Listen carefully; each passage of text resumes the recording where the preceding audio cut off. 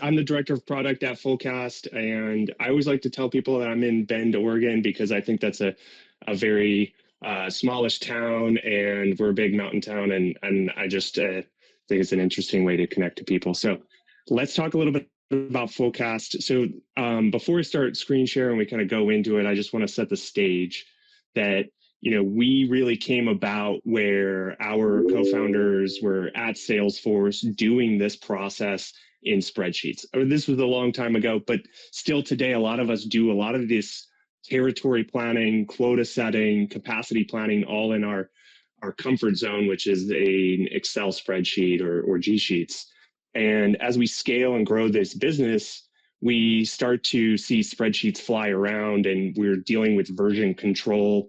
Somebody breaks a formula field, and you can't figure out which cell was the one that broke. Data gets out of date. And so this problem really starts to become bigger and bigger and more difficult to kind of control as you add sales reps and add overlay roles or different teams like CSMs and BDRs. And so we came about and really started with territories, but we have now kind of expanded this whole from territories into quotas and capacity planning. So let's take a look here. We're going to share a screen. All right. So the first thing, when I think about our go-to-market plan, I think about sales leaders, VPs of RevOps coming in here on a day-to-day basis to look at, well, how am I performing against my plan throughout the year? This isn't just a one-time thing anymore. This isn't, hey, I'm going to do this stuff in September. We're going to grind it out through December, and then we're going to data load it into Salesforce, and then we're going to cross our fingers and hope we're going to hit our goal at the end of the year. There's a lot of plan drift that happens through that. And as we start to kind of think about, well, we need to maintain this and build in agility to adapt to the market changes throughout the year. So I'm a sales leader. I log in. I'm a enterprise sales leader. I've been assigned to enterprise. And, on the left-hand side, you are seeing all your territories. But if I'm the enterprise sales leader, I'm only going to see enterprise in the territories I'm responsible for. And I can kind of monitor, well, what does the balance of those territories look like today? This could be mid-year for us, right? I had tier A, high propensity accounts. Things look good. Or my number of open ops and business, a new biz pipeline looking not so great on new pipe, bookings potential, and the balance of that stuff. So I can start to make adjustments to my territory plans based on the reports that I'm seeing here. Additionally, as I think about our CROs of the world and wanting to know, well, how are each of my segments performing? I can have a market performance dashboard. Overall, at the all companies level, I have a pipeline coverage of 5.29. I can drill down pretty quickly into a MARE and see that pipeline coverage has changed here. Bookings looks like it's on track. And we have additional reports to kind of get a sense of where we're at today. So the reporting really helps us drive into, well, how do I manage and make adjustments to the plan throughout the year? Certainly, as we think about that standard planning cycle, you usually all will start to think about capacity planning here in the next maybe month or two. And so that's where really customers will start, right? We have two main models that people are using in our capacity plan. One is the carried quota.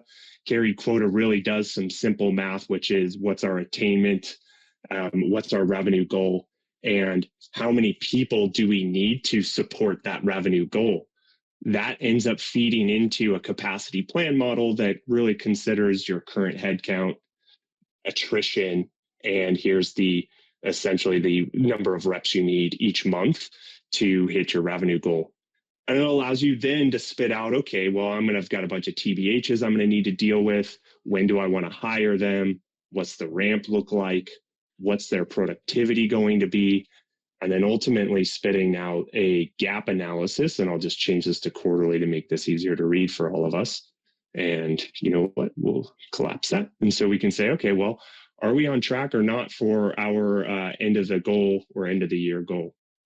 We'll do yearly, actually. There we go. So we can see that I'm over on the headcount required. So I'm on track in terms of the capacity plan, and we're good to kind of move forward into territory planning, which then exists here in our territory planner. So we use a rules-based approach. What that means is that we have a bunch of rules that exist behind all of our territories on the left-hand side, all the way from geography to just your simple bucketing, which would be, number of employees by revenue, many of those different things that can kind of start to segment out your accounts into those different buckets.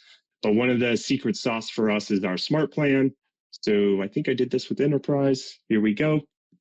Smart plan allows you to minimize disruption, keep certain accounts aligned with existing reps, and then tell the system, I want you to go build me 6 balanced territories on my tier A's, booking potential, any of the other key KPIs that you care about. And not to mention, if you have your parent-child relationships maintained within Salesforce, some of us do, some of us don't, we can also respect those relationships. So what I mean by that is I can keep all of the child accounts assigned to their parents. So as we think about Walt Disney World and keeping all of or Walt Disney Company and keeping the Walt Disney Worlds and the ESPN Pluses aligned to the Walt Disney Company, we can do that for you. And you're not having to wonder, well, is that subsidiary getting broken up and sent over to mid-market, keeping that aligned with your enterprise or your strategic reps. So those rules really help enforce your plan, keep accounts where they need to be, and then also just automate how to build out balanced territories. From there, we actually don't even stop with just the territories. You can assign coverage. So the coverage is putting people against a territory, and this is where our integration with Salesforce comes into play. We push these people to Salesforce onto the account team. So in this case, we have Yardley as the account executive assigned through July. And so Yardley will inherit all of the accounts that have been assigned to Enterprise One. And as we think about overlays like SDRs or BDRs, SEs, sales managers, they can also be all assigned to the territories. A lot of times too, we have customers that expand beyond just the sales plan and think about CSMs. So we do have a multi-plan approach. So if I come up here to manage plans, we have many different plans like renewal managers, channel partnership, SDRs, customer success. All of those things can end up back into Salesforce and kind of do this multiple go-to-market management approach. So we've got our territories done, our coverage set, we've got multiple plans built, and now I want to set quota against the territory. That can be done in our quota and target module. We take both a tops down and a bottoms up approach. In this case, I've done just the tops down through the territories. And then as we think about the base level territories, we can roll those up and then kind of include the ramp, which is what we're seeing here. So people are ramping mid-year, and we're kind of applying that as the bottoms up. So we can kind of do a comparison between the tops down and bottoms up process there.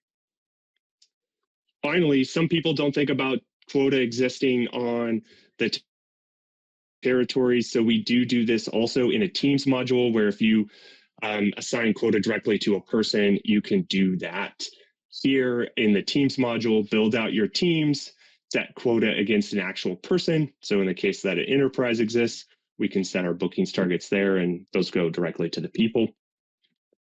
And one of the things that we do beyond just our capacity territories and quota is that when we push this to Salesforce, we can enforce this in the CRM using things like the holdout process. We had a customer that didn't have this implemented. It ended up having to pay out a huge double commission. Needless to say, they have this implemented now. So when an account changes from one rep to another, we can recognize there's open opportunities, apply a specific number of days that the opportunity is to remain with the outgoing rep. And then at the end of that period, if it's still open, we can transfer that to the new rep. And you're able to kind of set this policy and these rules to say, maybe it's 90 days for enterprise, 30 days for SMB because it's higher velocity. And this just automates things so that your RevOps team's not having to remember to move opportunities around or forget and have to pay the double comp scenario. So that's kind of just a quick high level overview of Fullcast. I am, I think, right on time here. Correct me if I'm wrong, Mallory. No, you did fantastic. Oh, perfect. If there's any other questions, feel free to, I think, send them our way, and we'll be happy to do that. Or you can book a demo and get lunch on us, and we can go more in depth on some of the things we saw today.